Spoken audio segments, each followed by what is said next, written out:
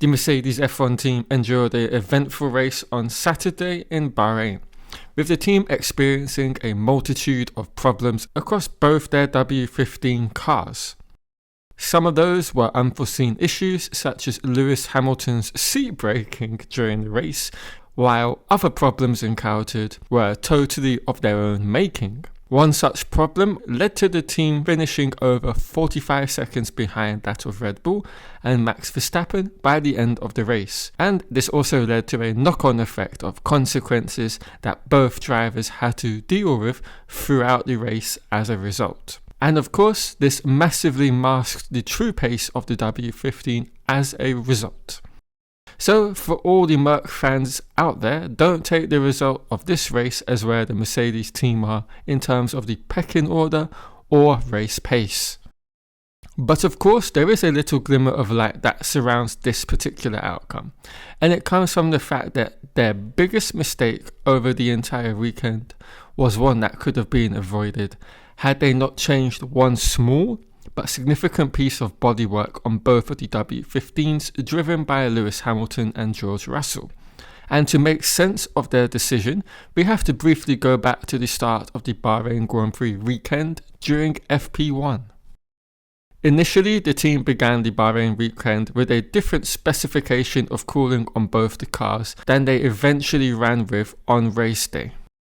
Initially, for both practice sessions on the opening day in Bahrain, they ran both their cars with the engine cover that had the cooling loops on either side of it. This of course comes with a hindrance to the overall lap times you could possibly achieve, but of course this is no ordinary weekend or country that the F1 paddock were at for this opening race. It's one of the most hottest on the calendar. So quite clearly all the teams have to open up their cars to allow for extra cooling due to the temperatures that would be seen throughout the event. And Mercedes are no exception. So why then, when it came to qualifying and the race, did the team decide to change this vitally important area on the car going into these sessions, knowing quite clearly this could easily cause problems during the race when the cars are ran for a much prolonged period of time than at any point in the weekend? Well, there are a number of reasons I could think of that they would have come to themselves. One of those being that this season, it's the earliest in the year that they've ever been to Bahrain, and as such they experienced much cooler temps than that at any other Bahrain Grand Prix weekend in the 20 years it's been going there. This could quite easily have led the team to the conclusion that for this race, they wouldn't need as much cooling to keep the car in the correct operating window in terms of its temperature, and so close the cooling loops on the engine cover come the race. But this backfired on the team come the race, notably as early as lap 4 with George Russell, who after such an impressive start, having made his way up to second behind Max Verstappen, he began to encounter problems with his W15 power unit. And from lap 5 onwards, he had to switch focus to nursing this power unit issue caused by the cooling miscalculation, which required lifting and coasting measures to combat rising temperatures. This is the knock-on effect and the consequence I talked about at the beginning of the video. And as we can see from the graph on the screen right now, this is a lap-by-lap breakdown of George Russell's race, and it's really interesting to note what happens throughout it. As you can see, for the first 3 laps, Russell is running quite comfortably in the mid 1 minute 36 range, and then all of a sudden, from lap 4 onwards, he has a drastic rise in lap time, where he drops like a second a lap from where he was previously, and then from lap 5 it's a 1 minute 37.7, which is a dramatic loss in time. And there's only a few reasons and explanations as to why that would occur.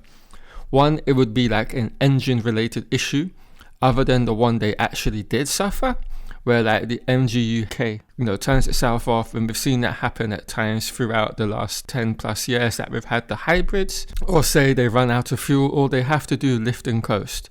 And as we all know, it was a mixture of lift and coast and of course the temperatures overheating the engine.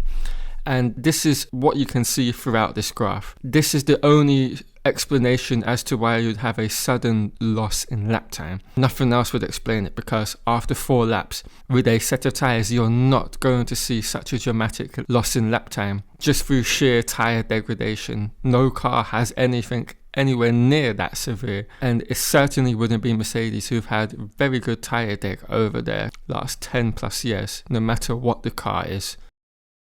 And this loss in lap time was something both Toto and Russell spoke about after the race had finished. From then on, if you switch 3 to 4 tenths of power unit performance off, then you have to lift on coast on top. So I think at times probably altogether it was 5 or 6 tenths of a second that we couldn't take from what the car had in it. Therefore it just wasn't great fun.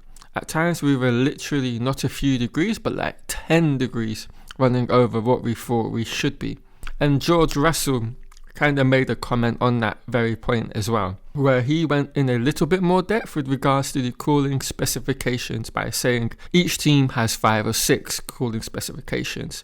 We chose the most aggressive, but we made a mistake. So I feel Russell was a little bit more open with what was going on in terms of the cooling specification, and it actually makes a lot more sense. So I suppose the next question is, if Mercedes didn't encounter these self-made troubles in the race, just where exactly would the likes of George Russell and Lewis Hamilton finished if they had been able to extract as much possible performance as they could have? Well, let's take a look at that. If over the course of a 57 lap race and you're losing, say, roughly a second every 2 laps in that race, that means by the end of the race, you've lost basically 30 seconds in terms of time to the leaders with regards to Verstappen and Sainz. And if we actually look at the finishing times and take into consideration that fact, that would have placed Russell within 17 seconds of Verstappen, and this would have given him second place in the race overall. So I think there's a lot of scope left for the Mercedes team to extract in terms of pure performance from their car. Quite obviously, if they hadn't made the mistake of not using the right amount of cooling for their car during the race. Of course, these are all guesstimates, and this is based off of Toto Wolff and his comments regarding that. But I've gone with the lower end of the ballpark in terms of losses that he specified.